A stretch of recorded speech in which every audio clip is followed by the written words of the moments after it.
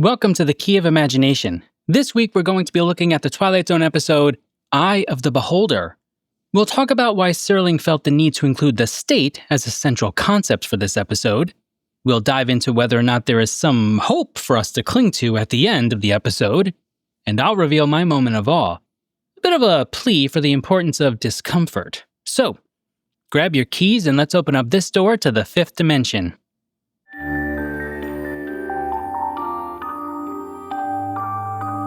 You unlock this door with the key of imagination.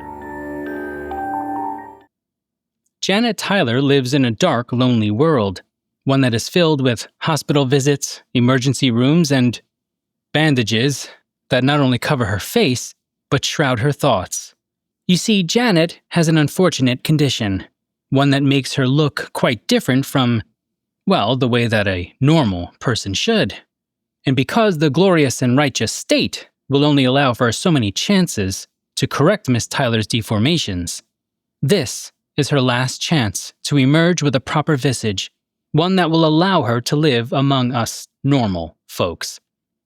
But she does have someone who is rooting for her, a doctor, a man who is doing what he can to help, but he is limited by what the state will allow him to do or even to think. Is she really so hideous? Does she deserve to be excommunicated from society?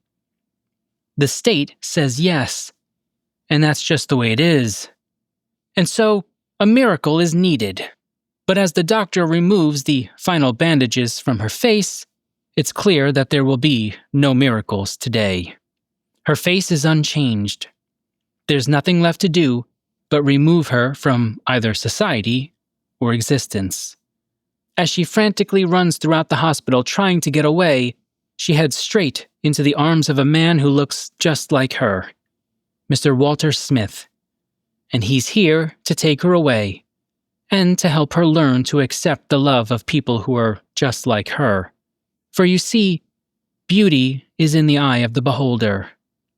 And as sad as it is to say, Miss Tyler will have to internalize this old saying if she wants to live some semblance of a normal life.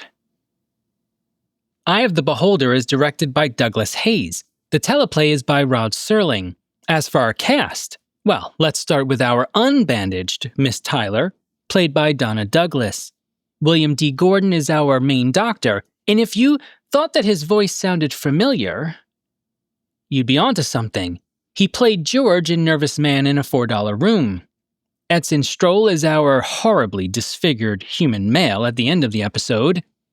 And we're going to give a special key to the city to Maxine Stewart.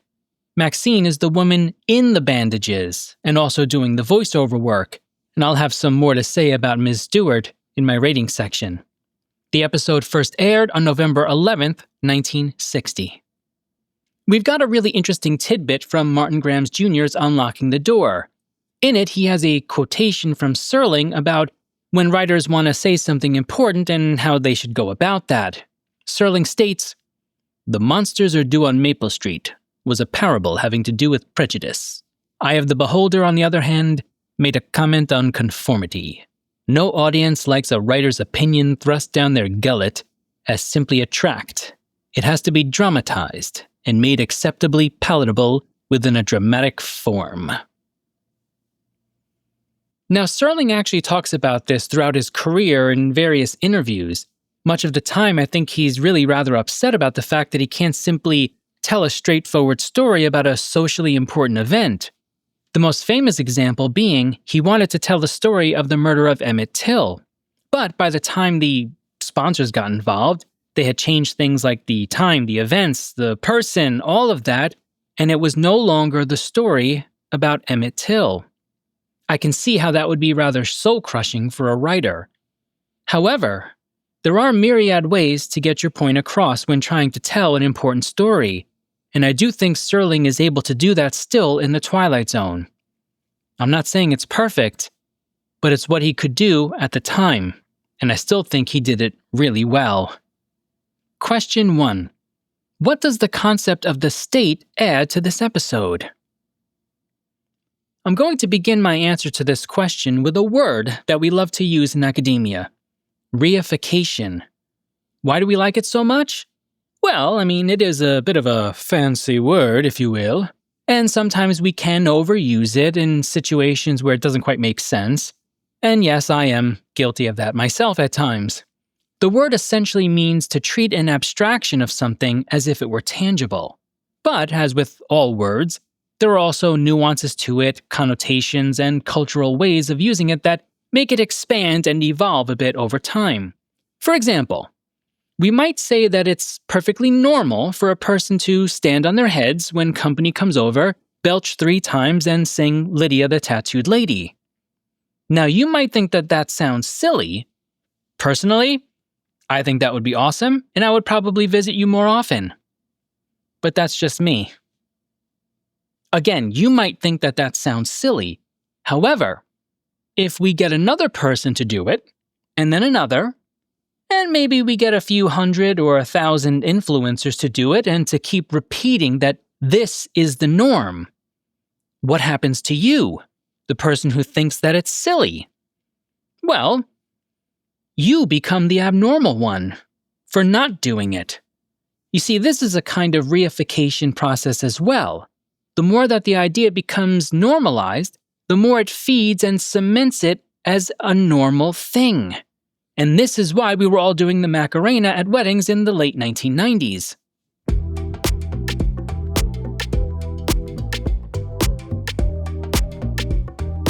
Hey, Macarena. Let's start to look at the episode itself. Particularly, I want to take a look at the doctor. He's actually a fairly complex figure. If we're going to read him in our most kindest way possible, he certainly conveys a sense of genuine concern for Janet's unfortunate position. And of course, later on in the episode, he makes some comments to one of the nurses where he questions the validity of the state's conclusions. A rather dangerous thing to do. So let's give him some credit for that. However, he's also quick to remind Janet that the rules are what they are for a reason. He says, "You realize why these rules are in effect." Now, this seems like an odd question in that part of the episode, considering that she's the one who has to remind the good doctor that this is her 11th and final visit. But it's also a kind of question that we come across even outside of the Twilight Zone, so let's look at it a little more closely. You see, it's really more of an appeal than a question, one that is supposed to speak to her common understanding of how humans within a particular cultural context think and behave. But underneath this kind of appeal is also the doctor's hope that she will bear some of the weight of the burden of his conscience. The more she admits that she understands, the less that he has to feel sorry for his actions and participation. It also has another effect as well.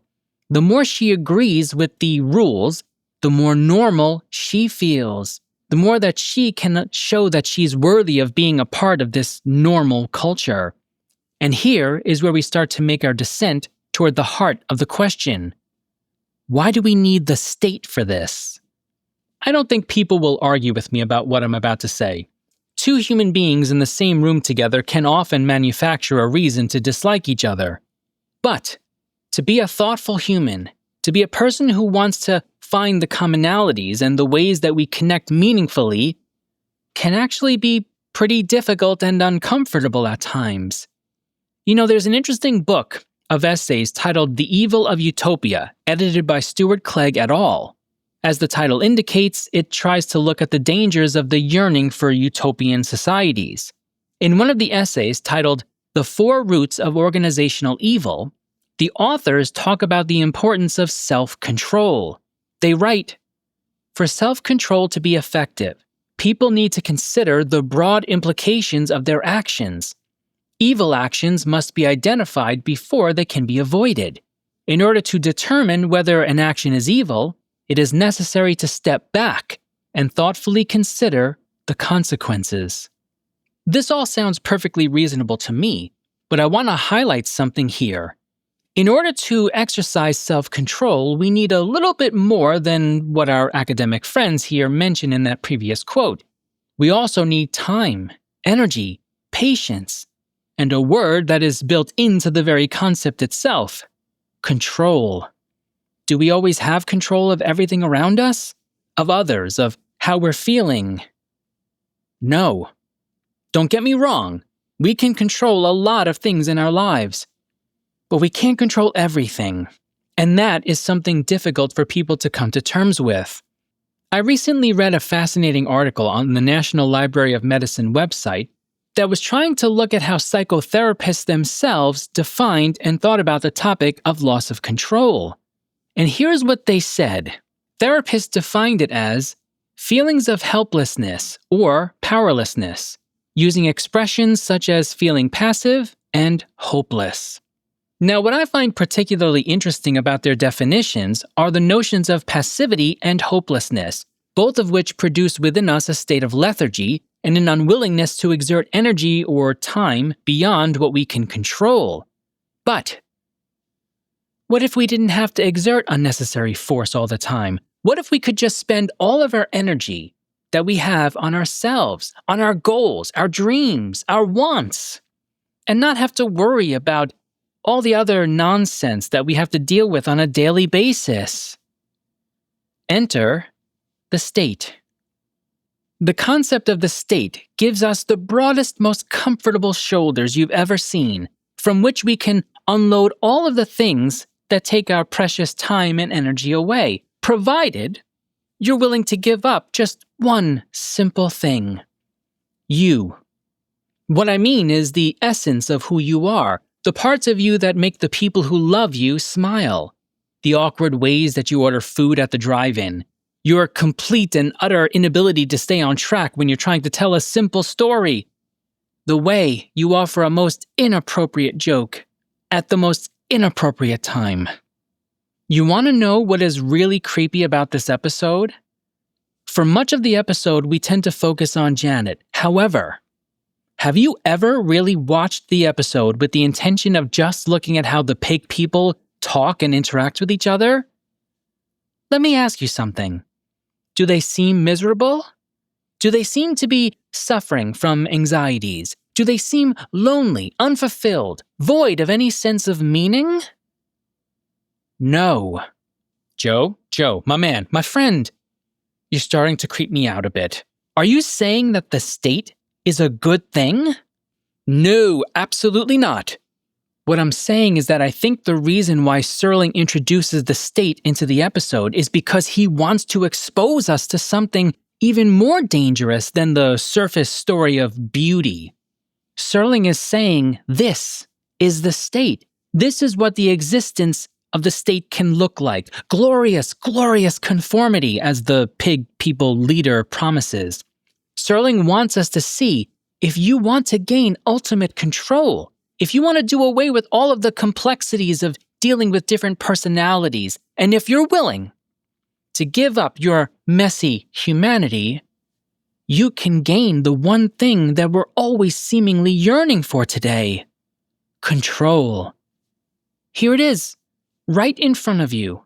So, should we ever ultimately decide that total control and pure comfort are worth more than our humanity, worth more than our fellow man, worth more than even the people we love, well then, we simply need to evolve a bit and become like pigs, with our heads forever entrenched in the very slop of our own creation.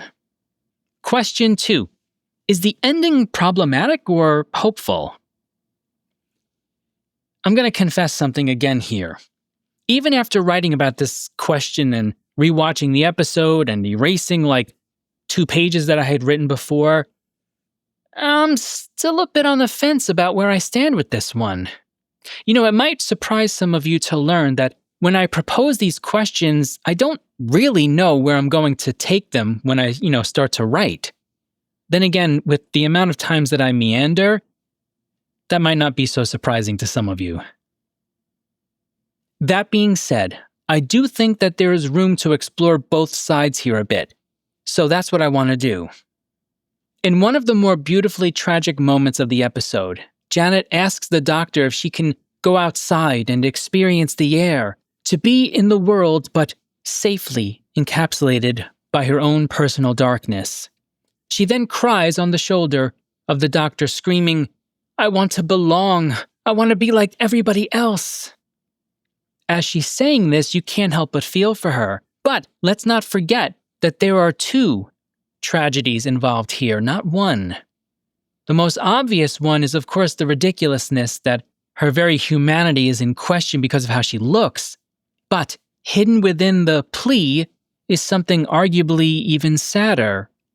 She's quite desperate to be a part of the conformity, to take her place within the world of the state.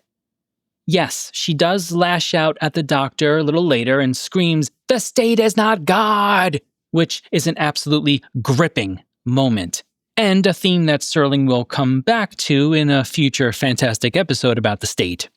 But her plea to be a part of the conforming society speaks to the point we made in question 1.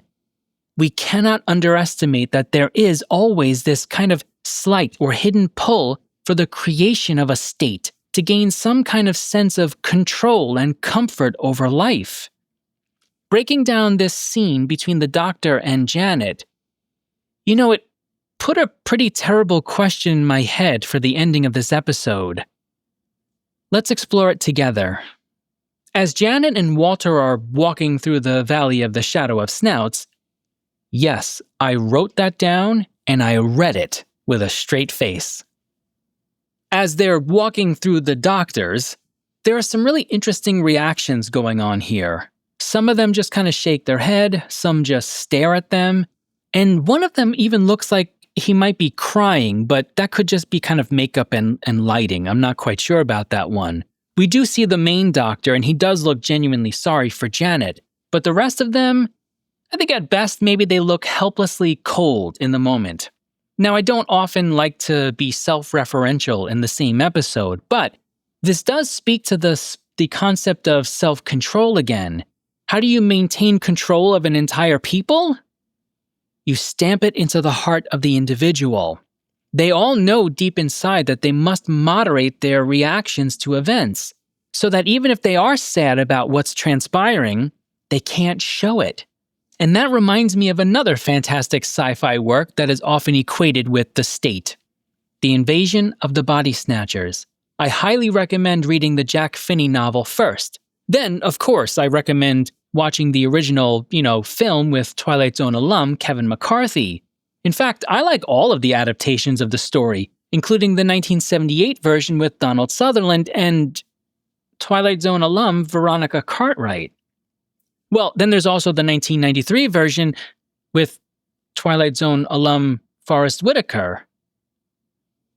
Okay, the 2007 version has Nicole Kidman and Twilight Zone alum Veronica Cartwright again. Wherever there are body snatchers, there are Twilight Zone alums involved. I like it. Okay, back on topic. Here is my uncomfortable question for all of you out there. If given the chance, would Janet still go right back to the state? Would she just want to be a part of that world? I think the answer is probably yes. Now, I'm not trying to nail her on that or judge her too harshly. This is a terrible moment for her, so we can certainly cut her some slack here. It's just that we're left in this space where in order to experience the fullness of human kindness, the undesirables still need to segregate from society. In that regard, this episode always leaves me with a bit of a sour, hopeless taste in my mouth, which is probably the point that Serling wanted to make. Wait, what happened to the hope? I do think the doctor does provide some hope in a particular sense. When he's talking to the other nurse, she's telling him that he shouldn't take this case of Janet so personally or seriously. But he admits that he can't help himself. He says, "I've looked underneath those bandages, deeper than that pitiful, twisted lump of flesh, deeper than even that misshapen skeletal mass. I've seen that woman's real face, the face of her real self. It's a good face. It's a human face."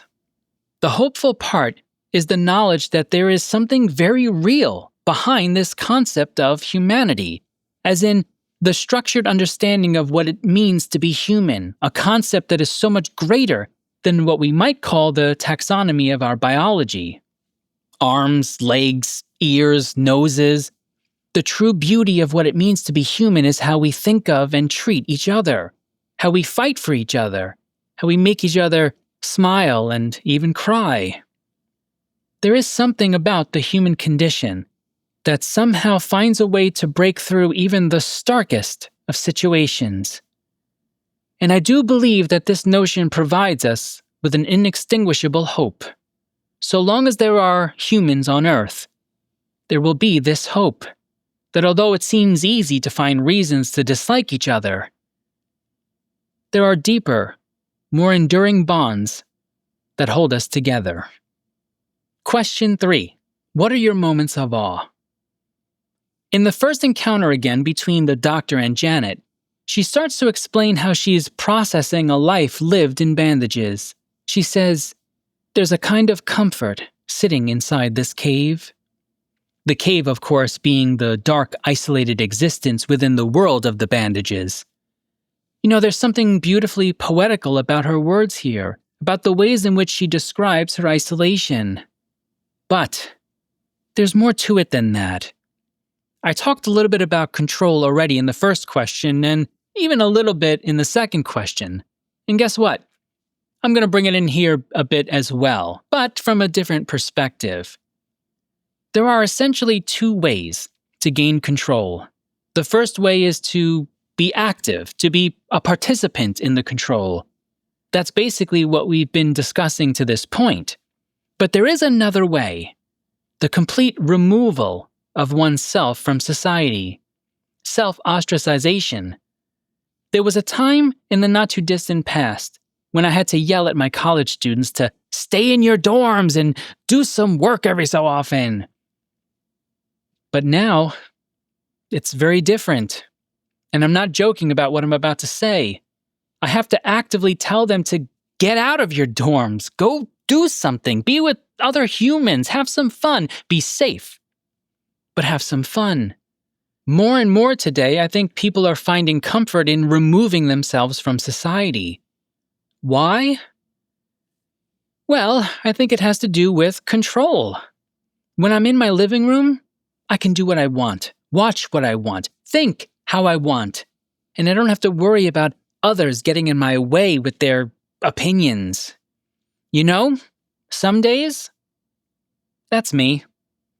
But, like Janet and her bandages, we have to be careful about letting that become the only times that we're comfortable.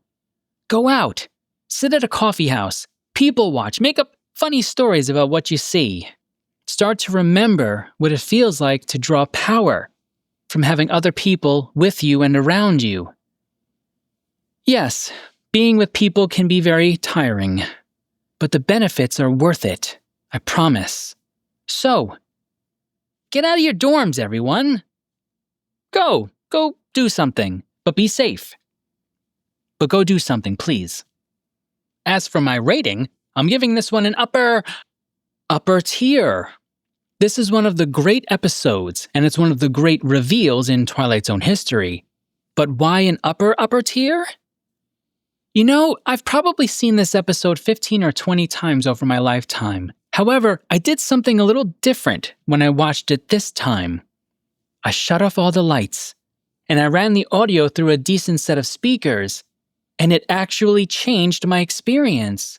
Particularly, Maxine Stewart, the woman who plays the bandaged version of Janet and does the voiceover work, she single-handedly catapulted this into the upper tier for me. There are these points when she contorts her body as she's screaming, and I never realized how horrifying it actually looks.